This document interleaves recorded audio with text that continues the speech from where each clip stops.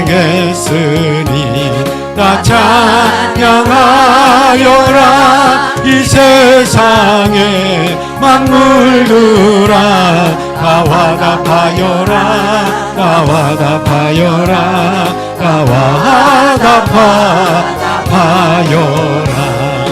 온 세상 죄를 사려 주 예수 오셨네. 죄와 슬픔 몰아내고 다 구원하시네. 다 구원하시네. 다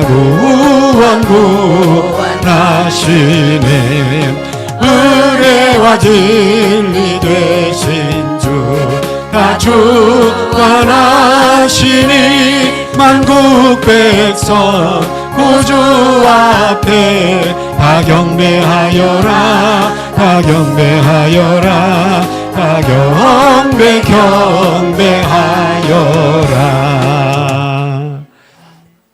절기 찬송은 그 1년에 딱 그 절기 하루만 딱 부르는 찬송인 것 같아요. 그래서 이때 안 부르면 안 되는 찬송이겠다 싶어가지고 제가 또 성탄 찬송 또 앞부분에 또 이렇게 우리 찬송합니다. 오늘 안 부르면은 또 1년 동안 안 부르게 된 찬송이니까 입을 벌려서 우리 함께 하나님 찬양하도록 합니다.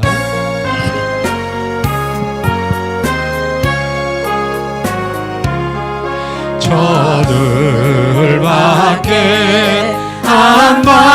한밤중에 양금에 자는 목자들 전사들이 전하여 준 주나신 소식 들었네. 노엘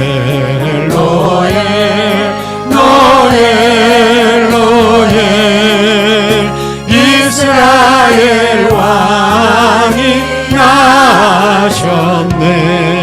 저 동방에 열하나가 이상한 빛을 비추어 이 땅 위에 큰 영광이 나타날 징조 보였네. 노엘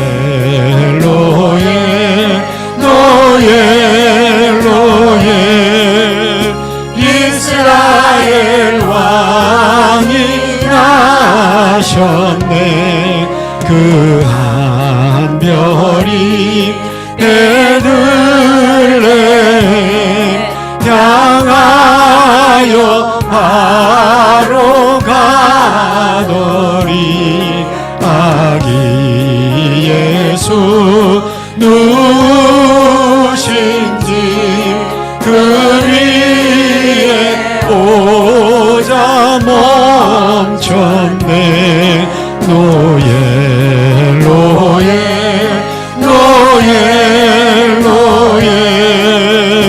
이스라엘 왕이 나셨네. 저 동방에 박사들이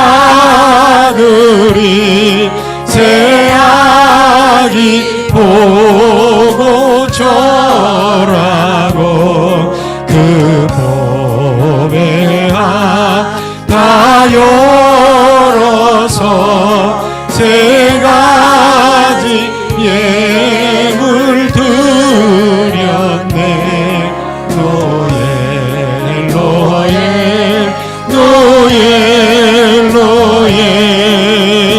이스라엘 왕이 나셨네. 노엘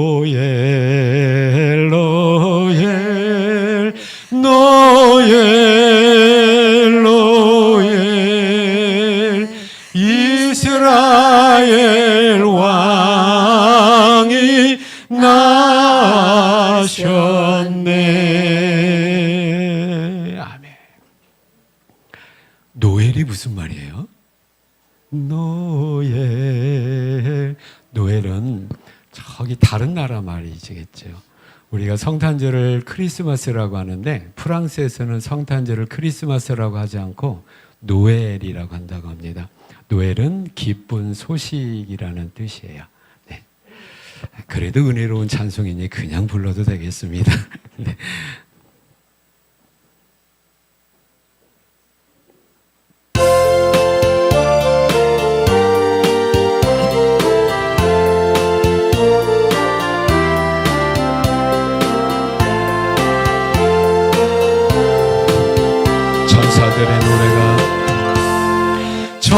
천사들의 노래가 하늘에서 들리니 산과들이 기뻐서 메아리 쳐 울린다.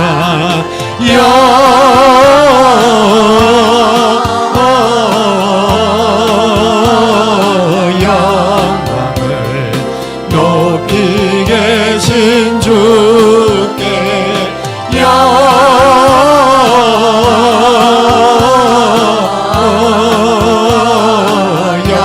영광을 높이 계신 주.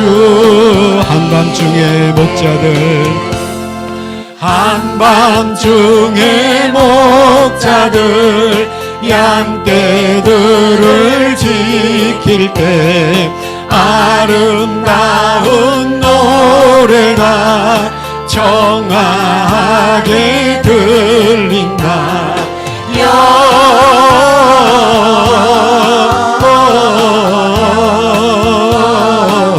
영광을 높이 계신 주께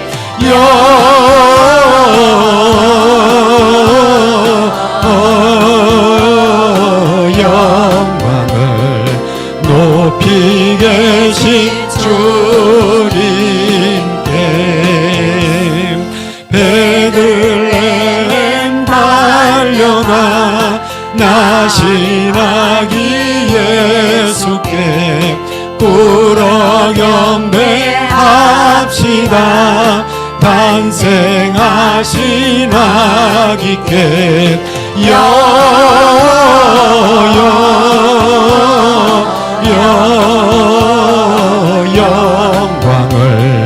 높이 계신 주. 영광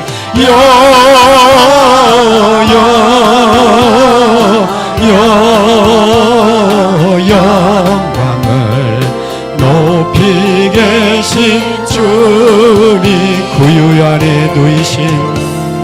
구유 안에 누이신 어린 아기 예수께 우리들도 다 함께 기쁜 찬송 부르자.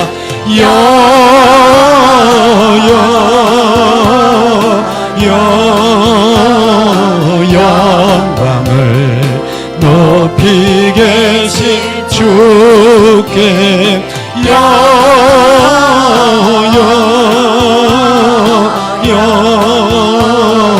영광을 높이 계신 주님께. 하나님 앞에 감사와 영광의 박수를 하나님 앞에 올려드립니다. 아멘. 영원하신 나의 목자장 되신 예수님 앞에 우리 고백합니다.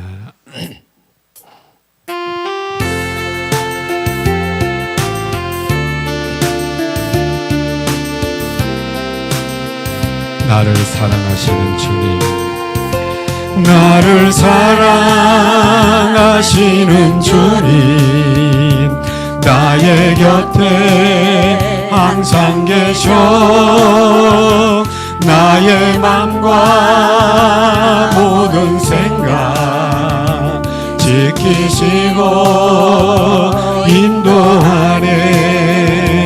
나의 슬픔 위로하고 나의 멍에 함께 메어주시는 사랑의 주 예수님은 영원하신 나의 목자 그의 품에 안기어서 영원토록 나 사르리. 나를 축복하시는 주님 주의 성령 부으시사 나의 말과 모든 행실 주를 위해 이끄시네.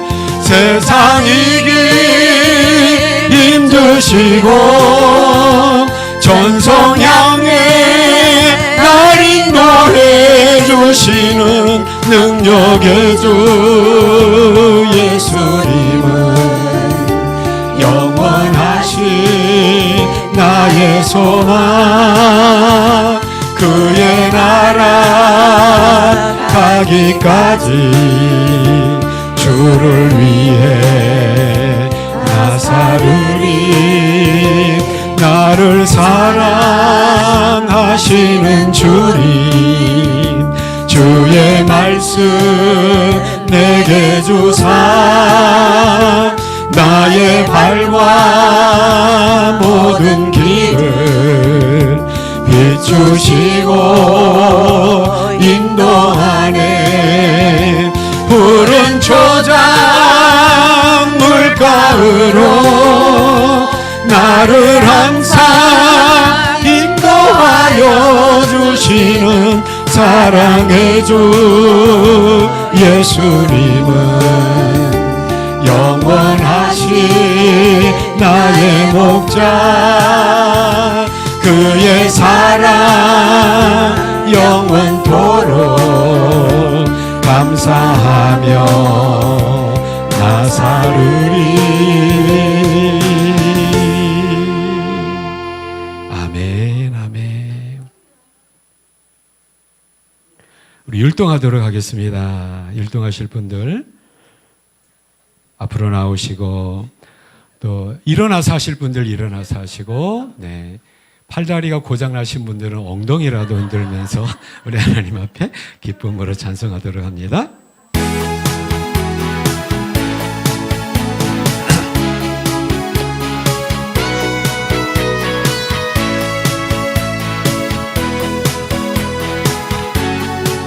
주님의 손길 주님의 손길 생명빛 되네. 눈먼 자 광명 찾았네.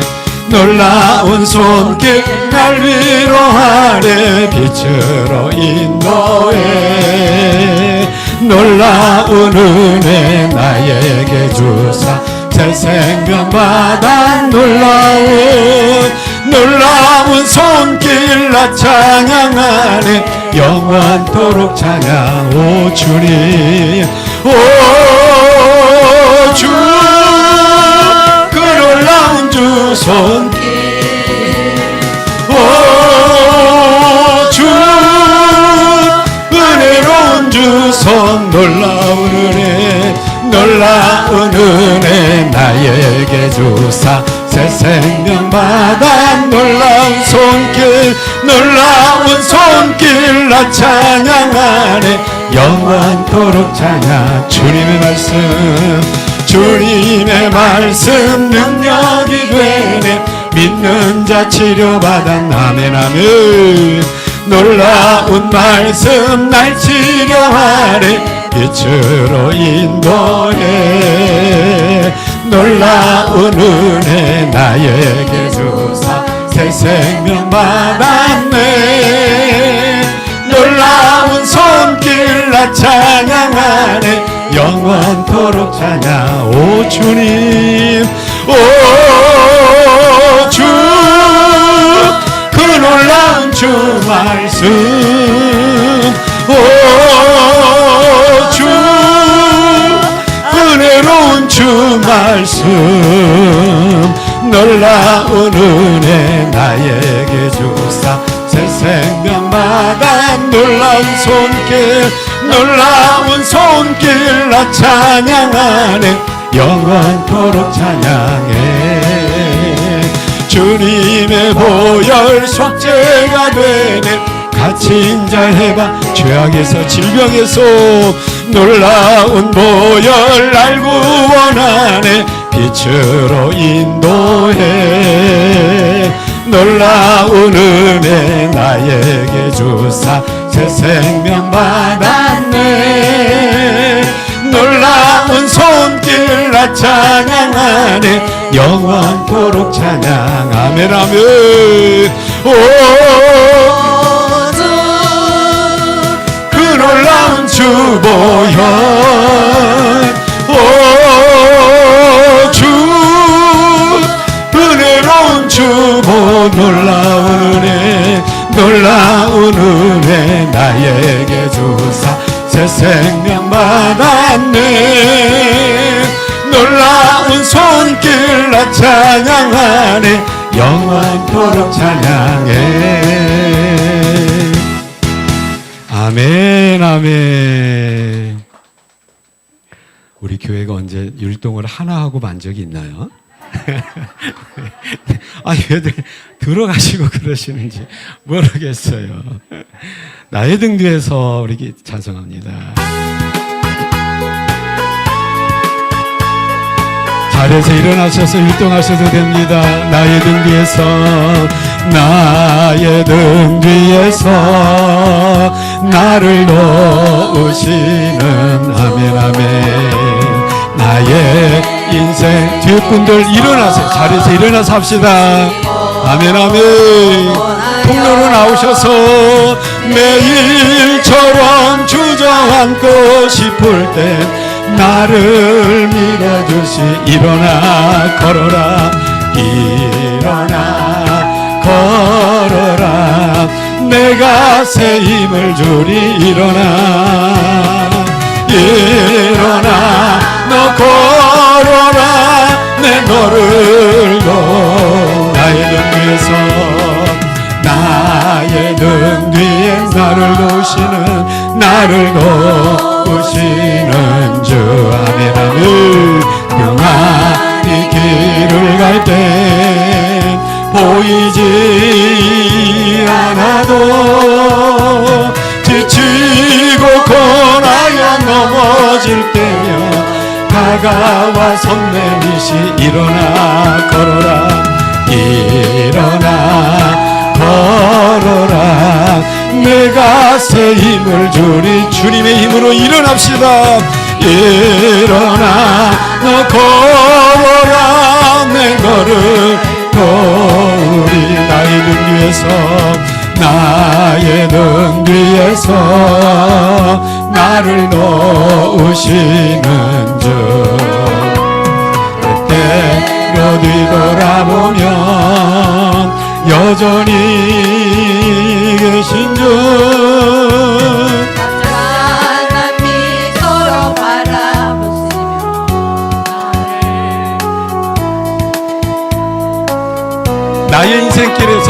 나의 인생길에서 지치고 고나여 매일처럼 주저앉고 싶을 때 나를 밀어주시 일어나 걸어라 일어나 걸어라 내가 새 힘을 주리니 일어나 너 걸어라 내 너를 놓으리 나의 등 뒤에 나를 놓으시는 나를 놓 주님의 도우심을 바라봅시다 아멘 아멘 평안히 길을 갈 때 보이지 않아도 지치고 고나여 넘어질 때면 다가와 손 내미시 일어나 걸어라 일어나 걸어라 내가 새 힘을 주니 주님의 힘으로 일어납시다 일어나 너 걸어라 내 너를 보리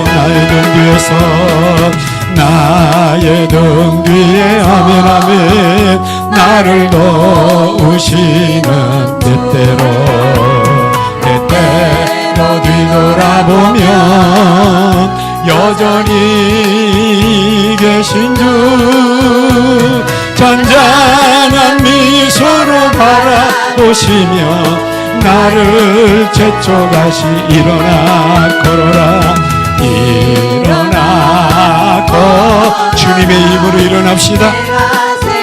주님의 능력으로 이깁시다. 아멘 아멘. 일어나 너 걸어라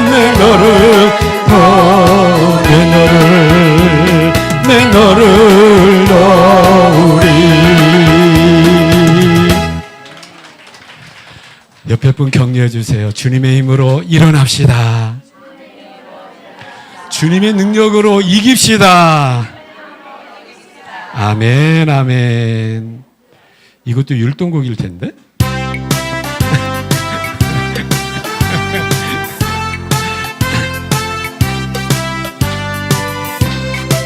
하나님의 은혜를 사모하면서 고백합시다. 마음의 문을 여시고 우리 찬송합니다. 성도들아 이 시간은 성도들아 이 시간은 은혜 받을 기회로다. 성령님의 은혜 역사 우리 위에 임하셔 기회로다.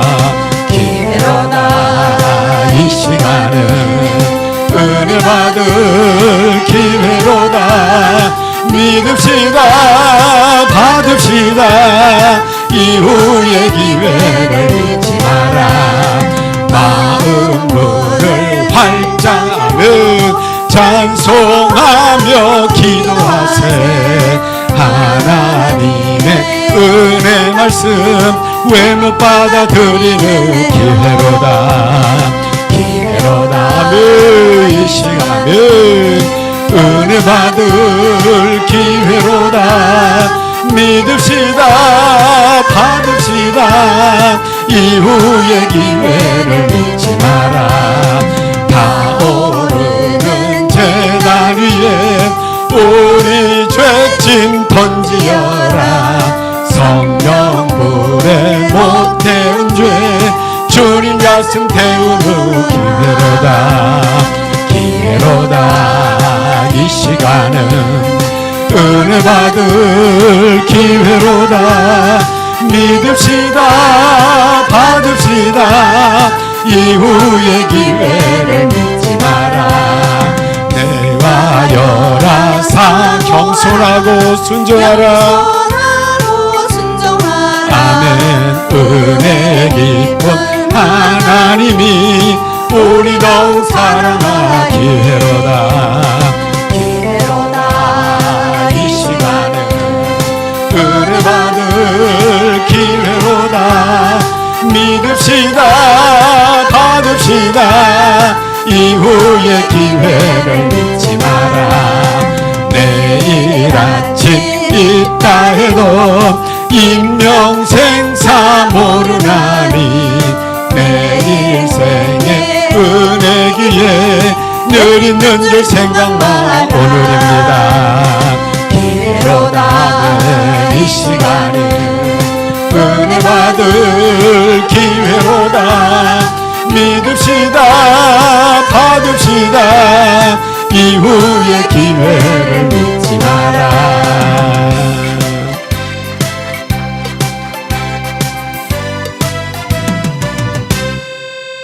아멘. 아멘. 하나님 충만한 은혜 가운데 오늘도 아멘. 할렐루야. 우리 함께 될 하나님 말씀입니다. 오늘 누가복음 2장 8절에서 21절까지 보도록 합니다. 우리 성도님들 찾으셔서 저와 함께 한 절씩 교독해서 우리 하나님 말씀 보도록 합니다. 누가복음 2장입니다.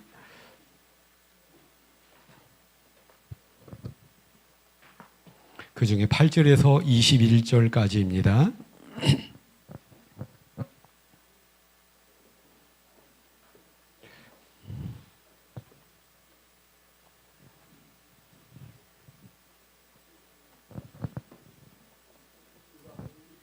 누가복음 2장 8절에서 21절입니다. 우리 세 가족들이 있으면 옆에서 성경 같이 보시고 찾는데 서로 도와주시기를 바라겠습니다. 누가복음 2장 8절에서 21절 8절에서 21절, 8절 제가 먼저 읽고 우리 교독합니다. 그 지역의 목자들이 밤에 밖에서 자기 양떼를 지키더니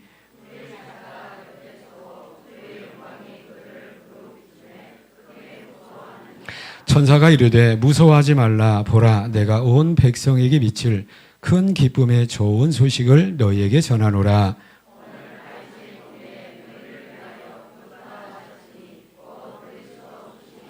너희가 가서 강보에 쌓여 구유에 누워 있는 아기를 보리니 이것이 너희에게 표적이니라 하더니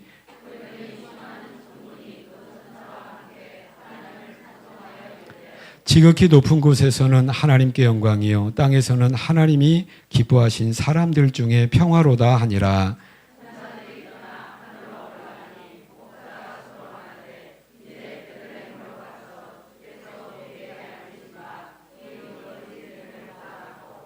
빨리 가서 마리아와 요셉과 구유에 누인 아기를 찾아서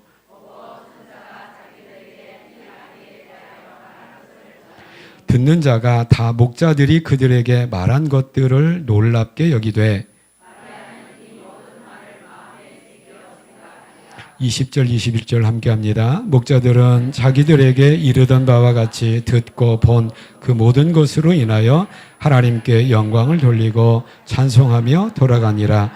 8일이 되매 그 이름을 예수라 하니 곧 잉태하기 전에 천사가 일컬은 바로라. 아멘. 오늘은 매년마다 우리가 맞이하게 되는 성탄 감사 주일입니다. 예수 탄생의 의미, 2000여 년 전에 이 땅에 아기 예수로 탄생하신 그 예수님이 오늘날 나에게 어떤 의미가 있고 또 예수님께서 우리에게 주신 새로운 약속, 예수 재림의 어떤 기다리는 믿음의 내용이 어떠해야 될 것인가를 말씀을 통하여서 살펴보며 은혜 받는 저와 여러분 다 되시기를 축복합니다. 예수님의 탄생은 비단 옛날에 거기에서 탄생하고 끝날 일이 아니다라고 오늘 성경에도 말씀을 하고 있잖아요. 천사들이 목자들에게 어떠한 소식을 전해줍니까? 10절에 보니까 천사가 이르되 무서워하지 말라. 보라, 내가 온 백성에게 미칠 큰 기쁨의 좋은 소식을 너에게 전하노라. 누구에게 해당하는 소식이에요? 온 백성에게, 온 백성이 들어야 되고 온 백성에게 전파돼야 될 기쁜 소식을 내가 너에게 지금 전하겠다라고 알려주겠다라고 이야기를 하는데 그 소식의 구체적인 내용은 다름이 아니라 예수님이 탄생하셨어. 드디어 그 구세주가 오셨어 라고 하는 기쁜 소식인 것이죠. 이것이 이때 당시 사람들, 이 사람들에게만 국한된 것이 아니라 이 시대를 살아가는 저와 여러분에게도 똑같이 기쁜 좋은 소식이 됨을 믿으시고 예수 그리스도로 말미암아 하늘의 평화를 누리시게 되는 우리 모든 성도님들 다 되시기를 축복합니다. 다 되시기를 축복합니다. 그래서 오늘의 본문은 어떤 내용이냐면 예수 탄생의 소식이 가장 먼저 전해지고 예수 탄생의 소식을 가장 먼저 들은 사람, 이 사람들이 예수 탄생의 소식을 또 가장 먼저 전했던 사람이라고 하는 거죠. 이 사람들이 어떤 사람인가가 오늘 8절에 나와 있다라고 하는 거예요. 8절 말씀 보시기 바랍니다. 8절입니다. 한 번 더 읽겠습니다. 시작. 누구에게 이 소식이 전해졌고 이 사람들이 가장 먼저 예수 탄생의 소식을 전한 사람이 누구냐면 목자들이라고 그랬어요. 여러분 이건 참 당시 상황으로 보면 참 놀랄만한 일이에요. 아니 하나님께서 이 귀한, 이 기쁜 소식, 이 큰 소식을 어떻게 이런 사람들에게 먼저 들려주고 이런 사람들을 통하여서 세상에 전파되기를 원하셨는가라고 하는 거죠. 왜냐하면 지금 목자하면 목축업을 운영하는 큰 농장 사장님 정도로 인식이 되는데 이때 당시 목자는 어떤 그때 당시 어떤 사회적인 지위가 굉장히 낮은 지위에 있던 사람들입니다. 예를 들어서 이런 거예요. 우리가 법원에서 재판을 할 때에 나 저 사람이 사람 죽이지 않았어요. 그 사람 그때 그 시간에 그 사건이 일어날 때 나와 함께 있었던 사람이에요. 라고 재판에서 피고에게 어떠한 상황을 이야기해 주는 사람을 우리가 뭐라고 합니까? 증인이라고 하죠. 근데 증인이 이때 당시에는 증인의 자격이 없는 몇 부류의 사람이 있는데 그 중에 한 부류가 뭐냐면 이 목자들이었어요. 이 목자들이 아무리 내가 봤다니까요. 내가 그거 들었다니까요 라고 하더라도 이것이 법적으로 객관적으로 이것이 인정이 안 될 정도로 인정을 받지 못하는 사람들이었다라고 하는 거죠. 그런데 이 사회적 신분이 낮은 사람들에게 이 어떤 예수 탄생의 첫 소식, 이 기쁜 큰 소식을 전해줬다라고 하는 것은 어떤 의미가 있을까요? 이 의미가 오늘 우리에게 주는 믿음의 교훈이 대단히 크다라고 하는 거죠. 오늘 8절에 보니까 이 목자들의 어떤 지역적 배경이 나옵니다. 그 지역이라는 말이 나오죠. 그 지역이라는 것은 뭐냐면 2장 1절에서 7절에 어떤 내용이 나오냐면 예수님께서 이제 아기 예수로 탄생하신 곳이 나와요. 예수님 어디서 탄생하셨나요? 유대 땅 베들레헴에 탄생하셨는데 그 베들레헴 그 지역이라고 하는 거죠. 구체적으로 따져보면 이 사람들이 어떤 그 목동으로서 목자로서 양을 치던 곳이 이 베들레헴에서 2km에서 3km 정도 떨어진 곳에 있는 이 지역 사람이었다라고 하는 거죠. 그리고 이 사람들을 우리가 살펴봤듯이 자기 양떼를 지키고 있는 사람입니다. 여기 보면 그냥 양떼를 지키는 사람이 아니라 자기 양떼를 지켰다라고 하는 것은 양의 소유권이 목자들에게 있다는 것을 의미하고 있는 거죠. 당시 직업적으로 남의 양을 대신 쳐주고 월급을 받는 이걸 우리가 싹군 목자라고 하는데 이 싹군이 아니라 양을 소유하고 자기 양떼들을 치는 어떤 목자였다라고 이야기를 하고 있는 것이죠. 그런데 이 지역이 지금도 이 지역에 대해서 뭐라고 하냐면 목자들의 벌판, 목자들의 들판이다라고 하는데 예루살렘과 베들레헴 사이에 있는 언덕배기의 푸른 초장을 일컬어서 여기죠. 일컬어서 목자들의 들판이라고 합니다. 우리 방송실 사진 한번 여기입니다. 여기 가보신 적 없죠? 저도 가본 적이 없거든요. 베들레헴에서 한 2km에서 3km 떨어진 이 목자들의 들판이고 다시 한번 넘겨주십시오. 이것은 오늘 이 내용, 이 목자들의 이 사건을 기념하기 위해서 그 목자들의 들판에 세워진 목자들의 들판 교회라고 하는 교회입니다. 여기 가서 우리 예배 드리면 참 은혜가 좀 색다를 것 같아요. 또 한번 넘겨주시고 이게 내부적인 사건이 내부 그림인데요. 오늘의 내용을 그림으로 표현한 그런 내부의 모습입니다. 이처럼 목자들이 이 어떤 거했던 곳, 목자들이 양을 쳤던 곳은 베들레헴에서 또 베들레헴과 예루살렘 사이에 있는 언덕에서 양을 치고 있었던 상황이었다라고 하는 거죠. 이 목자들이 이 거했던 곳, 이 목자들이 이 지경에서 양을 치는 이 지경을 구약 성경에는 이 지역의 지명이 나오는데 지명이 벤학게렘이라고 하는 이 지명을 사용하고 있는 거예요. 이 사람들이 지금 어디에 있는 겁니까? 벤학게렘이라고 하는 그 지역에 있었다라고 하는 거죠. 우리 성경 한번 찾아봅시다. 한번 띄워주시고요. 느헤미야서 3장 14절 한번 찾아보시기 바랍니다. 못 찾으시는 분들은 앞에 스크린을 보고 읽으시면 될 것 같습니다. 함께 읽겠습니다. 시작. 분문은 베나게렘 지방을 다스리는 레갑의 아들 말기야가 중수하여 문을 세우며 문짝을 달고 자물쇠와 빗장을 갖추었고, 이게 뭐냐면 분문이라는 문은 누가? 말기야가 중수하고 문과 문 사이의 벽은 이 말기야가 그 벽을 중수해라. 이거 지금 뭐 하고 있는 거냐면 이스라엘 백성들이 바벨론으로 70년 동안 포로로 끌려갔다가 다시 돌아오는데 1차, 2차, 3차로 돌아옵니다.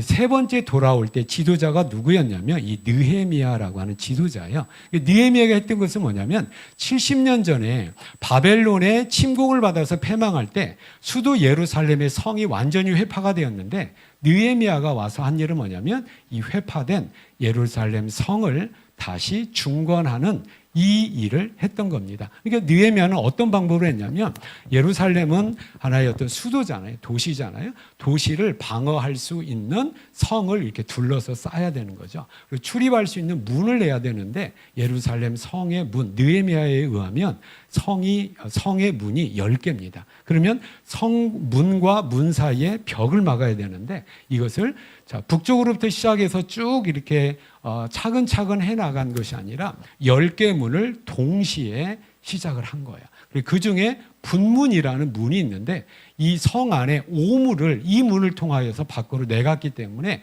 똥분자를 써서 분문이라고 했던 겁니다. 이 문과 다음 문까지의 이 성벽을 누가 감당했냐면 말기야라는 사람이 감당을 했는데, 이 말기야가 어떤 사람이냐면 분문은 베나게렘 지방을 다스리는 사람이었다는 거예요. 이 베나게렘이 어디예요? 오늘 목자들이 양을 치고 있었던 그 지경, 목자들의 벌판에 구약적 지명이 베나게렘인데, 구약에는 여기를 누가 다스렸냐면 말기야라는 사람이 다스린 거예요. 우리에게 좀 익숙한 표현대로 하면 이 촌장하면 너무 작은 단위잖아요. 촌이니까. 촌의 위가 뭐예요? 위 개념이? 성이에요? 성은 너무 큰데? 향 아니에요? 향? 진향이죠. 그러니까 우리 말기야는 베나게렘 향의 향장님이에요. 향장이에요. 향장. 그렇게 정도 이해를 하시면 될 것 같아요. 근데 이 말기야가 누구냐면 레갑의 아들이다라고 성경이 소개하고 있는 거예요. 그 레갑의, 정확히 얘기하면 레갑의 후손 말기야가 베나게렘 지방을 다스리고 있는 향장, 촌장, 시장, 이런 한국적으로 표현해 군수 정도 된다라고 하는 거죠. 그러니까 이 말기야는 누구냐면 레갑의 후손입니다. 그리고 이 지역 사람들은 누구예요? 레갑의 후손이었다라고 하는 거예요. 그래서 구약 시대부터 이 지역에 살던 사람이 누구냐면 레갑의 자손들이 이 지역에 살았다라고 하는 거죠. 그렇다면 오늘 본문 누가복음 2장에 나와 있는 목자들은 누구라는 거예요? 혈통적으로 하면 레갑의 후손들이다라고 하는 것이에요. 자, 목자들의 정체를 하나 우리가 알아냈습니다. 목자들은 혈통적으로 어떤 사람들이에요? 레갑의 후손이죠. 우리가 보통 성경에 보면 어떤 인물을 얘기할 때 어느 지파 후손의 누구다라고 얘기를 하잖아요. 이런 이스라엘의 초대왕 사울 왕이 어느 지파 사람이에요? 문학철 집사님, 사울 왕이 어느 지파 사람이에요? 레위예요? 사울 왕, 베냐민 지파. 그래서 사울 왕을 처음에 인정하지 않았어요. 왜냐하면 베냐민 지파는 제일 막둥이 지파예요. 아니, 막둥이 지파, 제일 막둥이 지파에서 우리를 다스리는 왕이 나온다고, 이런 감정을 가졌던 거죠. 다윗 왕은 어느 지파입니까? 유다 지파죠. 이처럼 이스라엘 사람들은 그 사람은 어느 지파 사람이야 라고 하는데, 그럼 여러분, 그러면 레갑의 후손들, 레갑 지파가 있나요? 12지파 가운데 레갑 지파가 없어요. 12지파에 들지 않는 이방인들입니다. 이게 누굴까요? 여러분 기억하십니까? 모세가 어떤 애굽을 도망 나와서 광야에 살 때 누구하고 결혼하죠? 모세 부인 이름이 누굽니까? 시보라라는 부인과 결혼하는데 장인어른 이름이 이드로인데 성경의 다른 이름으로 호밥입니다. 이 이드로의 후손이 레갑이 있어요. 이드로의 후손 가운데 레갑이 있고, 레갑의 후손들이 지금 이 오늘 본문에 나와 있는 누구냐면 목자들이라고 하는 거죠. 그럼 이 사람들이 이제 우리가 혈통적으로는 우리가 이제 알게 되었는데, 목자의 신분을 알게 되었는데, 이 사람들이 그러면 어떠한 삶을 살았는가라고 하는 거예요. 예레미야서 35장 말씀을 한번 띄워주시기 바랍니다. 예레미야 35장 찾을 수 있는 분들은 한번 찾아보세요. 저 이렇게 성경을 우리가 오늘 보기를 원하니까 예레미야서 35장입니다. 자, 2절인데요. 1절부터 제가 읽어드리겠습니다. 유다의 요시야 왕의 아들 여호야김 때에 여호와께로부터 말씀이 예레미야에게 임하여 이르시되, 이게 뭔 말이냐면, 저를 보십시오. 예레미야 선지자를 하나님 부르신 거예요. 예레미야야 라고 부르시고 하나님께서 예레미야 선지자에게 하나의 명령을 하십니다. 2절입니다. 함께 읽겠습니다. 시작.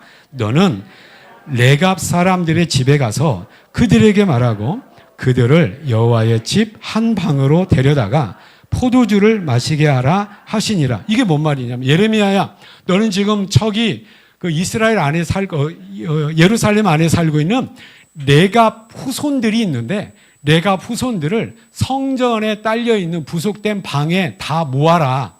그리고 모아서 그들에게 뭘 먹여봐라? 포도주를 마시게 해봐라 라고 하는 거예요. 6절입니다. 6절이 이 말씀이 나와요.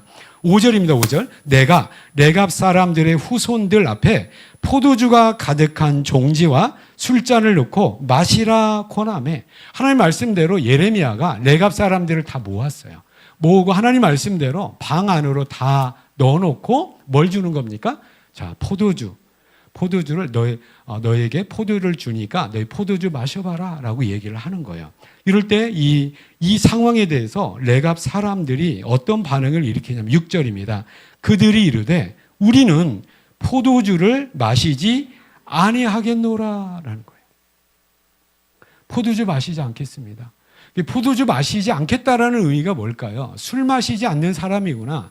구약에 의하면 또 유대 사람들의 풍습에 의하면 포도주는 우리 느낌과 같이 어떤 술의 개념이 아닙니다. 하나의 음료의 개념인 거죠. 그래서 우리는 그러니까 포도주를 마실 수 있어요, 없어요? 있는 거예요. 술 먹으면 안 돼. 이런 의미가 아니라 어떤 의미예요? 우리는 음료 중에 포도주를 마시지 않습니다. 라고 하는 거죠. 왜 포도주를 마시지 않는가가 설명을 하고 있는데요. 6절 말씀 다시 봅니다. 그들이 이르되 우리는 포도주를 마시지 아니하겠노라. 레갑의 아들 우리 선조 누가? 요나답이 우리에게 명령하여 이르기를 너희와 너희 자손은 영원히 포도주를 마시지 말아라. 포도주를 이 사람들이 안 마시는 이유는 한 가지 이유예요. 그 이유가 뭐냐면 우리 조상님 중에 레갑의 아들 요나답, 열왕기하 10장에 보면 요나답의 이름이 여호나답이라고 나와 있는데 그 요나답, 여호나답 우리 후손, 이 300년 전 후손 어떤 그 선조거든요. 300년 전에 우리에게 우리 조상 요나답이 명령하기를 너희는 포도주 마시지 말라라고 하는 그 조상의 유언적 명령을 따라서 우리는 지금까지 포도주 마시지 않고 있습니다. 라고 지금 예레미야 선지자에게 이야기하는 거예요. 그러니까 하나님께서 이 예레미야서에 왜 이것을 기록하냐면 이스라엘 백성들을 하나님께서 책망하시는 거예요. 너희와 함께 살고 있는 이방인 레갑 자손들을 좀 봐. 그들은 자기 조상의 유언적 명령을 따라 300년간 지금 포도주 안 마시고 있어. 그런데 너희는 모세를 통하여 내가 너희에게 명령한 말씀을 왜 지키지 못하고 계승하지 못하고 왜 잃어버린 거야? 왜 그리고 우상 숭배를 하고 있는 거야? 라고 하는 이걸 책망하기 위해서 레갑의 후손, 레갑 사람은 어떤 사람들이에요? 300년 동안 자기의 조상들 포도주 마시지 말아라 라고 하는 이 명령을 지금까지도 지키면서 우리는 포도주 마시지 않습니다 라고 하고 있는 사람들이라고 하는 거죠. 그러면서 이 조상님이 자기 후손에게 포도주만 금하신 것이 아니라 또 몇 가지를 더 금하셨어요. 7절에 보니까 같이 읽습니다. 시작. 너희가 집도 짓지 말아라. 아유, 집 사신 분들 빨리 회개하셔야 됩니다. 집도 짓지 말고 또 뭐 하지 말래요? 파종도 하지, 농사 짓지 말래요. 파종도 하지 말며 뭘 소유하지 말고 포도원을 소유하지도 말고 너희 평생, 그럼 어떻게 살으라는 겁니까? 평생 동안 장막에 살아라 이 말이에요. 아니 고약한 이 조상님 아니에요. 가나안 땅에 들어와서 살게 됐는데 가나안 땅에 살면서 뭐 하지 말아래요? 농사 짓지 말아라.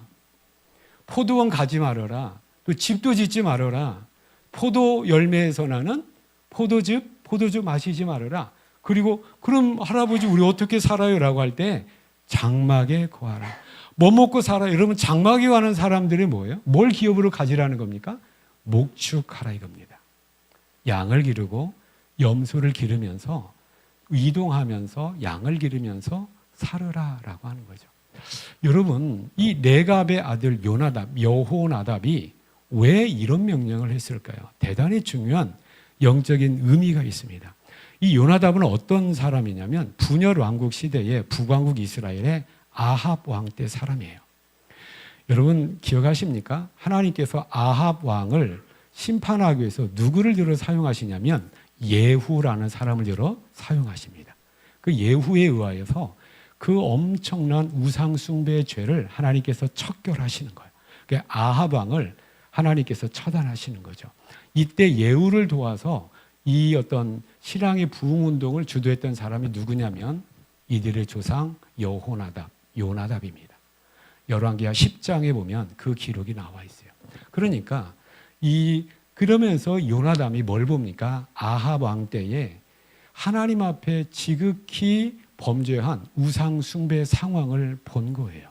그리고 나서 우상 숭배, 하나님을 떠난 우상 숭배, 이거 정말로 끔찍한 일이고, 이거 우리가 계속 가다가는 이 나라 멸망하고 우리 가문 멸망한다라는 것을 누구나 알았던 겁니까? 요나답은 알았습니다. 누굴 보면 아는 거예요? 아합 왕을 통하여 이걸 교훈으로 얻은 거죠. 그러면서 이 요나답, 여호나답은 이후에 우리 후손들은 그렇게 살면 안 되겠구나라고 하는 그 명령을 합니다. 그 명령이 뭐예요? 땅에 정착하자. 농사 짓지 말아라. 집 짓지 마라. 결국 한마디로 뭐냐면 가나안 땅에 정착해서 농사를 짓지 말아라 이겁니다. 여러분, 이게 무슨 의미일까요? 이스라엘 백성들이 왜 끊임없이 구약시대에 보면 하나님, 그 좋으신 하나님만 의지하고 섬겨야 될 텐데 끊임없이 하나님 앞에 책망받은 이유는 한 가지 이유밖에 없습니다.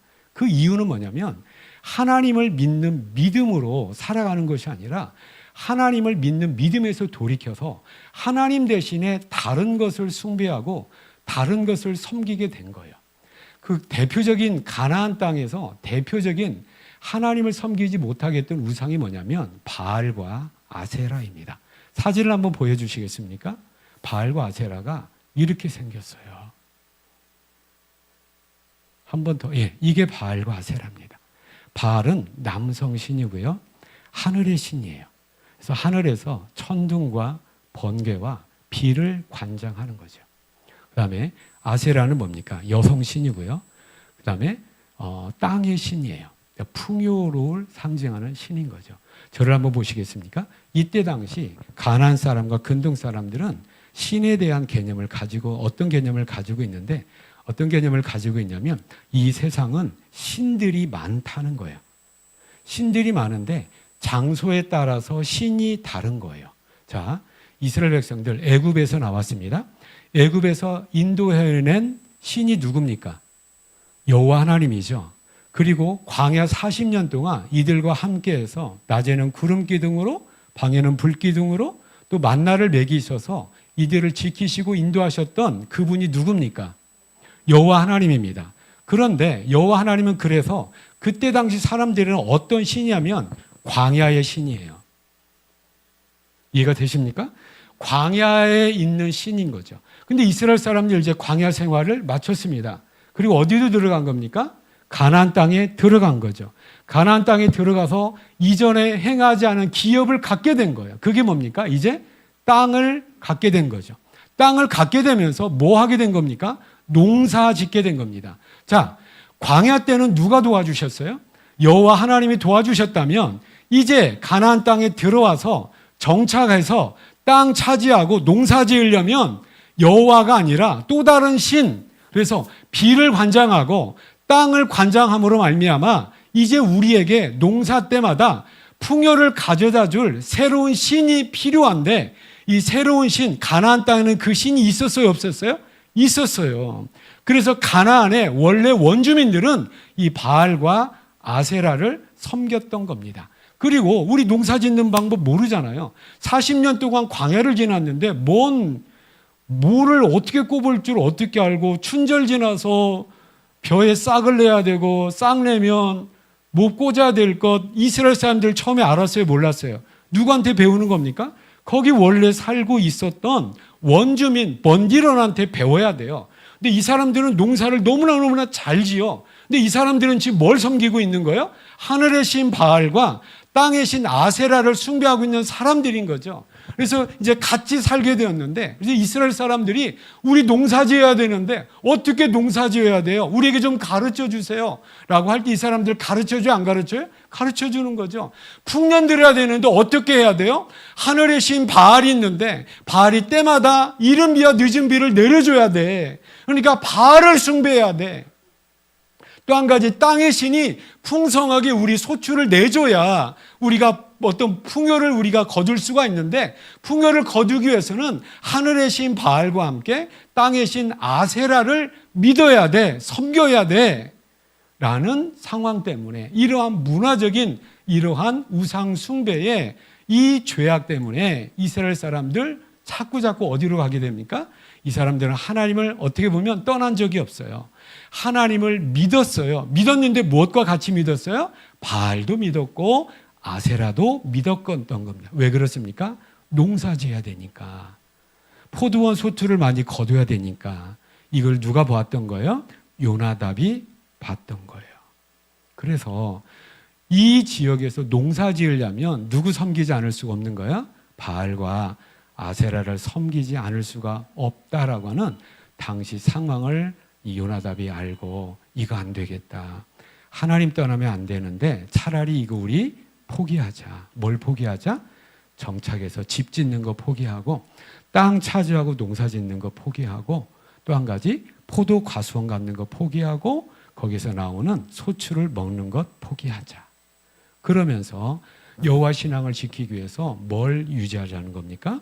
목축을 하면서 하나님의 은혜 가운데 하나님의 말씀 붙들고 믿음 붙들고 살아가자라는 의미에서 이거 하지 말아라 라고 명령을 했던 겁니다. 그리고 그 후손들은 자기 선조 요나답의 명령을 예레미야 시점으로 봤을 때 300년간 그것을 지금 지키고 있는 거죠. 그래서 단순히 조상들의 유언을 지키는 참 효도가 효도가 참 효도하고 있는 후손들의 그런 의미가 아니라 무엇입니까? 여호와 신앙을 조상들이 내려준 명령을 따라서 하나님을 믿는 믿음을 지금 올곧게 지켜나가고 있는 이 사람들이고 이 레갑의 후손이 오늘 본문에 나와 있는 이 목자들이었다라고 하는 것이죠. 깨닫는 저와 여러분 다 되시를 축복합니다. 그러면서 요나답은 이걸 알았어요. 뭘 알았냐면 9절 한번 보시기 바랍니다. 예레미야서 35장 9절입니다. 8절부터 봅시다. 우리가 레갑의 아들 우리 선조 요나답이 우리에게 명령한 모든 것을 모하여서 순종하여 300년간 지금 순종하여 우리와 우리 아내와 자녀가 평생 동안 포도주를 마시지 아니하며 살 집도 짓지 아니하고 포도원이나 밭이나 종자도 가지지 아니하고 장막에 살면서 우리 선조 요나답이 우리에게 명령한 대로 다 지켜 행하였노라 라고 예레미야에게 말을 하고 있다라고 하는 것이죠. 그러면서 이 요나답이 왜 이 명령을 자손들에게 하느냐라고 그 이유를 이야기를 하고 있어요. 뭐냐면 7절 보시기 바랍니다. 너희가 집도 짓지 말며 파종도 하지 말며 포도원을 소유하지도 말고 너희는 평생 동안 장막에 거하라. 그리하면 이런 믿음의 삶을 살게 되면 너희가 머물러 사는 땅에서 너희 생명이 길리라 하였다는 거죠. 이 땅에서 생명이 길리라. 이 땅에서 쫓겨나지 않을 거야. 이 땅에서 너희는 이 기업을 유지하면서 하나님과 하나님 안에서 꾸준히 살 거야 라고 하는 거죠. 여러분 역사 가운데 이것이 그대로 이루어집니다. 이때가 언제냐면 여호야김 때예요. 여호야긴, 시드기야. 3명의 왕 때에 3번에 걸쳐서 바벨론에 침공을 당합니다. 침공을 당할 때에 처음에 누구를 끌어가냐면 이 유대 사회 이스라엘 나라에 가장 영향력 있는 왕족과 귀족들을 잡아가요. 이게 1차 포로입니다. 이때 끌려간 사람이 누구냐면 다니엘입니다. 그리고 2차도 침공을 해요. 2차 때는 그 다음에 영향력 있는 사람들, 어떤 제사장들이나 귀족들을 또 끌어갑니다. 이때 끌려간 사람이 누구냐면 에스겔 선지자입니다. 그리고 3차 때는 저와 여러분과 같은 평민들을 끌어가요. 그리고 멸망합니다. 그리고 거기에 천민들, 가치가 없는 사람들은 남겨지는데 이때 그 땅에 여전히 남겨진 사람들이 누구냐면 이 목자들입니다. 왜냐하면 목자들은 천민이었어요.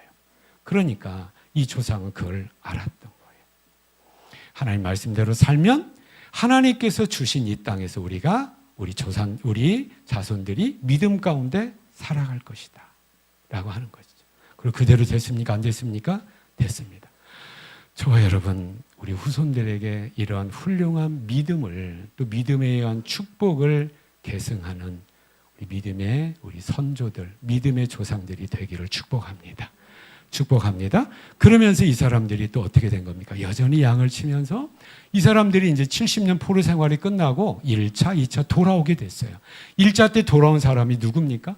자, 포로 귀환 시대 1차로 돌아온 사람이 누구예요? 누구였죠? 스룹바벨과 에스라. 스룹바벨과 에스라예요. 1차 때 돌아온 사람이 했던 일은 뭡니까? 무너졌던 성전을 다시 세우는 거죠. 여러분, 성전을 다시 회복했다는 것은 무엇을 회복하냐면 끊어졌던 제사를 회복하게 되었다고 하는 거죠. 그럼 제사를 지내려면 뭐가 필요하죠?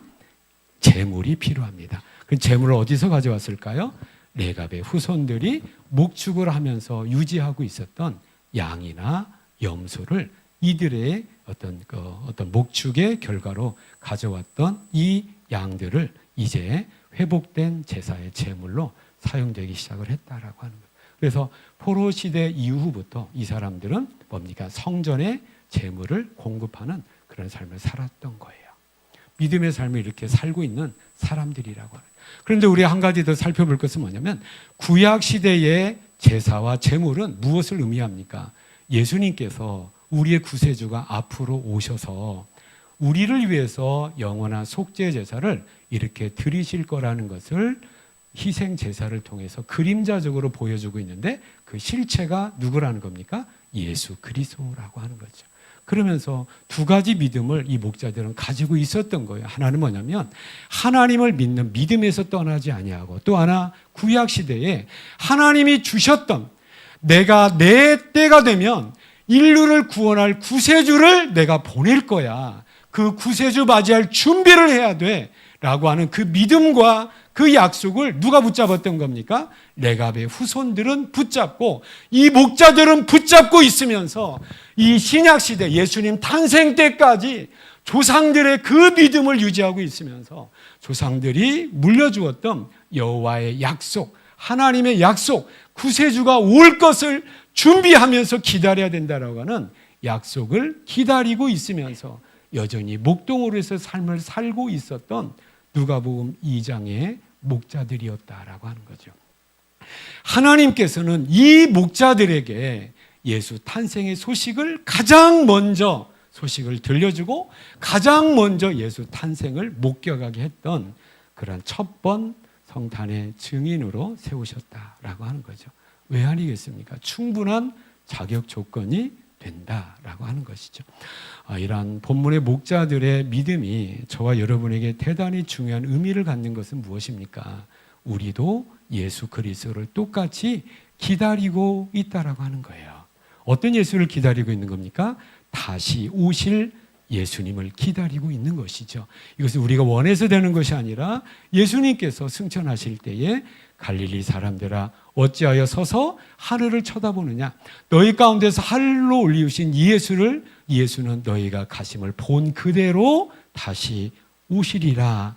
예수님이 다시 오신다라는 약속이 우리 앞에 있는 거예요. 그러면 예수 그리스도 다시 오심을 기다리면서 약속 붙들고 기다리는 우리의 믿음의 내용이 무엇이어야 되겠는가? 예수 그리스도께서 오실 것을 그 믿음 붙들고 약속 붙들고 믿음으로 살아냈던 목자들의 믿음의 내용이 지금 우리의 믿음이 되어야 되지 않겠는가라고 하는 이 교훈을 오늘 성경을 통해 우리에게 주시고 있는 것입니다. 레갑의 사람들, 이 목자들 뭘 금했습니까? 포도주 마시지 않았어요. 집 짓지 않았습니다. 농사 짓지 않았습니다. 포도주 마시고 안 마시고가 중요한 것이 아니라, 농사 짓고 안 짓고가 중요한 것이 아니라, 중요한 것은 뭐냐면 하나님을 믿는 믿음에서 떠나게 하는 우상 숭배 위험 가운데서 우리는 얼마나 우리 자신을 경계하고 있는가. 나 자신의 믿음을 세상에서 화려하게 보이는 것, 멋있게 들리는 그런 모든 우상에게서 우리 자신을 우리가 올 한 해 동안 어떻게 지켜냈는가. 나의 믿음을, 예수 그리스도를 향한, 하나님을 향한 나의 믿음을 되돌아보게 되는 우리 성도님들 다 되시기를 축복합니다.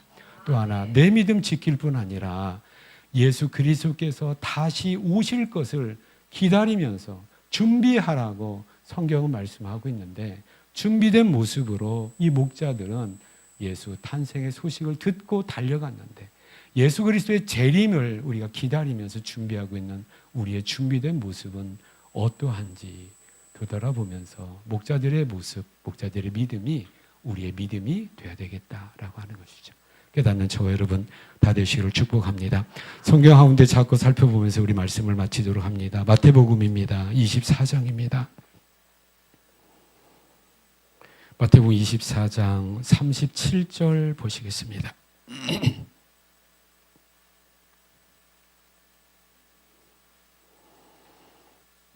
읽겠습니다. 노아의 때와 같이 인자의 임함도 그러하리라. 아멘. 노아의 때와, 인자의 임함이라는 거 뭡니까? 예수님 재림 때가 마치 구약의 노아 시대와 같을 거야 라고 말씀을 해요.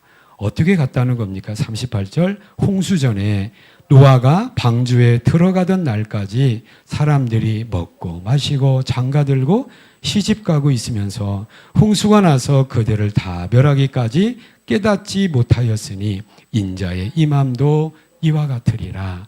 우리는 창세기 6장에서 9장에 나와 있는 노아의 홍수 심판 사건을 우리가 알고 있습니다. 그때와 지금이 똑같다는 거예요. 그때와 예수님 오실 때가 똑같다는 거죠. 그래서 우리는 어떻게 해야 됩니까? 42절 함께 읽겠습니다. 그러므로 깨어 있으라. 어느 날에 너희 주가 임할는지 너희가 알지 못함이니라. 44절입니다. 이러므로 너희도 준비하고 있으라. 생각하지 않은 때에 인자가 오리라. 깨어 있으라. 준비하고 있으라. 오늘 그 깨어 있는 모습, 준비하는 모습 우리는 목자들을 통하여서 바라볼 수가 있었습니다. 45절 계속 있습니다. 충성되고 지혜 있는 종이 되어 주인에게 그 집 사람들을 맡아 때를 따라 양식을 나눠줄 자가 누구냐? 주인이 올 때에 그 종이 이렇게 하는 것을 보면 그 종이 복이 있으리로다. 무슨 말입니까? 하나님께서 우리에게 주신 성도로서 우리 직분을 따라서 우리에게 여러 가지 사명을 주시고 직분과 직책을 주셨는데 그 자리에서 충성하면서 우리에게 주어진 일을 우리가 잘 순종하며 감당하는 가운데 예수 그리스도의 다시 오심을 기다리는 믿음의 삶, 깨어있는 삶, 준비하는 삶을 살 것을 우리에게 말씀하고 있는 것입니다. 한 해를 되돌아보면서 하나님께 감사하고 26년도를 믿음으로 계획한 가운데 다시 오실 예수님을 맞이할 나의 믿음은 어떤 믿음이고 맞이할 준비를 하는 나의 충성스러운 순종의 모습은 어떠한가를 되돌아보는 가운데 나의 믿음과 순종의 모습 가운데 주님께 기쁘심을 드리는 저와 여러분 다 되시기를 축복합니다. 기도하시겠습니다. 은혜로우신 아버지 하나님, 하나님의 은혜와 사랑을 감사합니다. 목자들의 믿음이 마지막 때를 살아가는 지금 우리의 믿음이 되어야 함을 깨닫게 해주셔서 하나님 감사합니다. 예수님 다시 오시다는 약속과 그 약속이 이루어지는 가운데 나의 믿음, 세상에 우리의 믿음을 빼앗아 가려고 하는 유혹과 우상들이 참으로 창궐한 이때에 내 믿음 지킬 수 있는 아버지 하나님 구별된 성도로서의 삶을 살아가도록 우리를 일깨워 주시고 도와주시옵소서. 하나님 예수 맞을 준비를 해야 되는데 나에게 주어진 성도의 자리에서 나에게 주어진 사명의 자리에서 순종과 충성함으로 일들을 감당하는 가운데 주님 맞을 준비를 행할 수 있는 우리 모습이 되도록 역사하여 주시옵소서. 예수님의 이름으로 감사하며 축복하며 기도하옵나이다. 아멘, 아멘. 그 앞에 광고 말씀드리겠습니다. 주보를 참고해 주시기 바랍니다. 12월 1월 행사들 오늘 추수감사 주일 오전 예배를 드리고 우리 식사교제를 한 다음에 오후에 우리 또 준비한 대로 찬송 율동 간증으로 주께 영광 돌리고 우리 성